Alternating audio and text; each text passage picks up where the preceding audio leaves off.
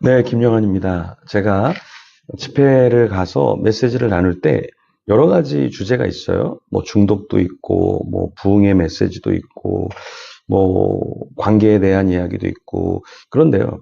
젊은이들에게 요청을 받는 것 중에 한 가지가 뭐냐면 데이트와 결혼. 그리고 결혼하기 전, 결혼한 뒤에 어떻게 서로 잘 살 수 있는가. 뭐 여러 가지 이런 이야기에 대한 요청을 받습니다. 그래서 사실은 젊었을 때뿐만 아니라 30대, 40대, 50대, 60대 그 이상 우리가 관계적인 면에 있어서 서로 조심할 부분은 조심하고 또 성숙한 모습을 보여서 아름다운 생활을 해야 되는데요. 그게 쉽지는 않죠. 그러면 우리가 결혼하기 전에 혹은 이제 결혼해서 어떻게 하면 조금 더 상대방에게 마음을 얻을 수 있고 좋은 관계를 이어나갈 수 있을까요? 유혹 비법 어떻게 여자를 얻을 것인가 라는 책을 쓴 소한진 저자는 이성에게 호감을 갖게 하려면 무엇보다 자신감을 갖고 말하고 행동해야 된다. 이런 이야기를 합니다. 남자의 80% 이상이 여자를 만날 때 가장 큰 문제가 되는 게 외모도 아니고요. 돈도 아니고 스펙이 부족한 것도 아니라고 합니다. 자신감의 부족이다. 이렇게 이야기를 하는데요. 사실 어떤 사람은 자신감이 너무 많아서 문제가 되기도 하죠. 그러니까 적당한 자신감을 갖는 것이 필요하겠죠. 그리고 소현진 저자는 피해야 할 내용에 대해서 7가지를 이야기하는데요. 그 중에 하나가 뭐냐면 오만하게 행동하지 마라. 이런 이야기를 하고요. 또 너무 처음 교제할 때 자주 전화를 하지 마라. 이런 이야기를 합니다. 그리고 모욕이 되는 말, 이것도 조심하고 거짓말 하지 마라. 뭐 매력적인 대상, 다른 대상을 이야기하지 마라. 이런 이야기를 하는데요. 그중에 또 우리가 기억해야 될 것은 무엇이냐면 과도한 신체적인 접촉을 하지 마라. 그래서 이 사람 만나고 저 사람 만나고 이러면서 어떤 선을 넘지 않아야 한다. 이런 이야기를 합니다. 그러니까 요즘에는 남자만 선을 넘는 게 아니라 여자가 선을 넘는 경우도 상당히 많습니다. 그래서 예전에는 남자 조심해야 된다 이런 얘기를 했지만 요즘에는 여자를 또 남자가 조심해야 하기도 하죠. 오늘 본문의 보디발의 아내는 젊은 청년 요셉을 유혹했습니다. 그런데 요셉이 어떻게 이 유혹을 이겨냈을까요? 우리가 본문을 통해서 우리는 어떻게 이런 성적인 유혹에서 이길 수 있는가 같이 한번 고민을 해보면 좋겠습니다. 창세기 38장 1절에서 10절까지의 내용인데요. 먼저 1절에서 3절 같이 읽어보겠습니다.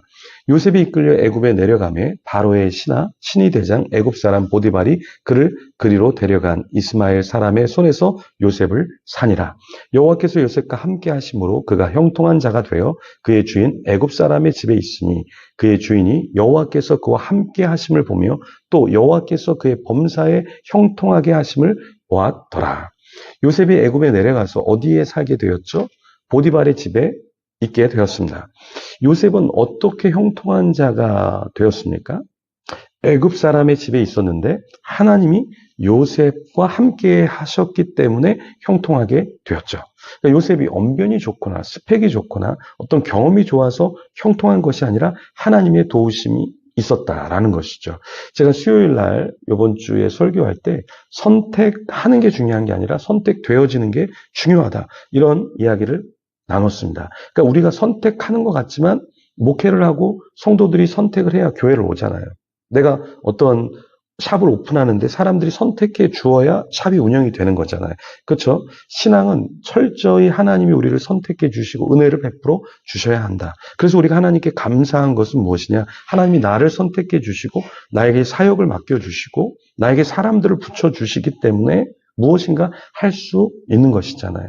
제가 여러분과 이렇게 말씀 묵상을 하는 거, 네, 뭐 한 사람이 보든 두 사람이 보든 세 사람이 보든 이렇게 같이 선택해서 선택받아서 말씀을 나눌 수 있다는 이 자체가 너무나 감사한 거죠. 하나님이 나를 선택해 주시고 하나님이 나를 복 주시고 그것에 감사해서 우리도 어떤 은혜를 다른 사람에게 베풀 수 있는 것, 그 힘이 바로 거기서 나오는 거죠. 요셉이 형통한 것은 요셉의 잘남이 아니었다. 하나님이 선택해 주셨다라는 것이죠.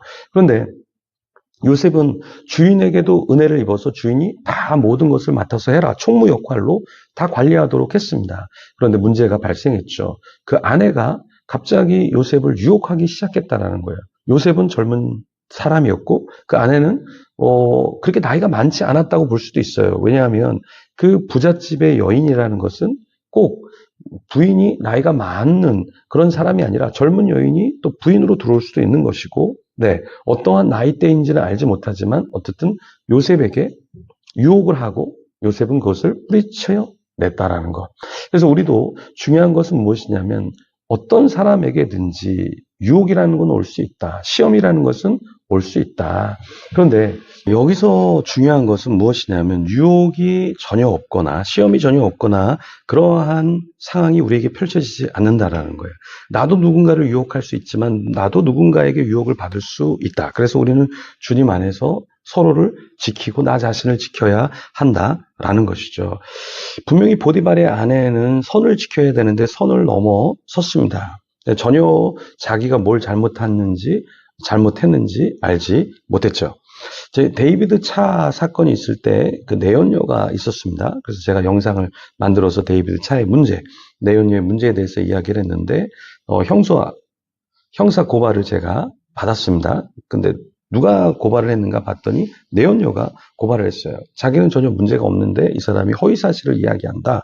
사실 사회적으로 뉴스와 언론 매체에서 내연녀와 데이비드 차가 불륜이었고 분명히 데이비드 차는 아내가 있었고 4명의 자녀가 있었음에도 불구하고 그 젊은 내연녀가 데이비드 차와 함께 간통을 했다라는 것은 사회에서 세상에서 볼 때도 문제가 많은 것인데 전혀 자신은 그런 일이 없었다. 그리고 이 사람이 허위사실을 이야기하고 있다. 말을 했습니다. 그래서 제가 경찰서에 가서 조사를 받기도 하고 진술서를 하고 판결을 기다리고 있는데요. 이렇게 뻔뻔할 수가 있을까요? 자기가 전혀 문제가 없었다. 저 사람이 허위사실을 이야기한다. 근데 데이비드 차가 사실 목회직에 면직을 당한 것이 어떤 이유 때문에 면직을 당했습니까? 신사도의 어떤 이단성보다 도덕 윤리적으로 넘어서는 안 되는 선을 넘었기 때문에 그렇게 교단에서 면직을 한 것이 아닙니까? 그렇죠? 근데 이 내연녀가 너무나 뻔뻔한 게 어떻게 이럴 수 있는가라는 것이죠. 마찬가지로 우리가 하나님 앞에서 어떠한 정결함, 도덕성을 잃어버리면 거짓말도 너무나 쉽게 할 수 있고 허위사실이다, 거짓말이다, 다른 사람이 거짓말한다 이렇게 말할 수 있다라는 것이죠. 그래서 우리도 얼마든지 이런 유혹에 빠질 수 있기 때문에 우리 자신을 지켜야 하겠고요. 또 하나님께서 우리와 함께 하심으로 그 형통함을 나만 갖고 있는 것이 아니라 다른 사람에게도 나누어 주어야 한다라는 것 잊어서는 안 되겠습니다. 우리 자신을 더 성적으로 또 도덕 윤리적으로 거룩한 자가 되도록 같이 기도하며 하나님 앞에 나아가겠습니다.